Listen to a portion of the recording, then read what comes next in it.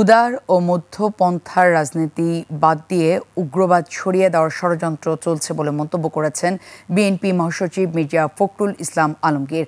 প্রেসক্লাবে বইয়ের মোড়ক উন্মোচন অনুষ্ঠানে একথা বলেন তিনি। ফখরুল বলেন, কিছু দুর্বৃত্তদের কারণে সব সংগ্রাম ম্লান হয়ে যাচ্ছে, এতে করে মানুষ বিভ্রান্তিতে পড়ছে বলেও জানান এই নেতা। এ সময় ফখরুল আরও বলেন, কিছু মানুষ ফ্যাসিস্টকে ফিরিয়ে আনার চেষ্টা করছে, ফলে বিএনপির হাত ধরেই পরিবর্তনের আশা করছে দেশের মানুষ। এ সময় বিএনপি সহ সকল রাজনৈতিক দলকে ঐক্যবদ্ধ হয়ে কাজ করার আহ্বান জানান মির্জা ফখরুল। একটা ষড়যন্ত্র চলছে, সেই ষড়যন্ত্রটা হচ্ছে যে এই মধ্যপন্থা রাজনীতি, উদারপন্থী রাজনীতি, উদারপন্থী গণতন্ত্র তাকে সরিয়ে দিয়ে একটা উগ্রবাদের রাজনীতিকে নিয়ে আসা বাংলাদেশে।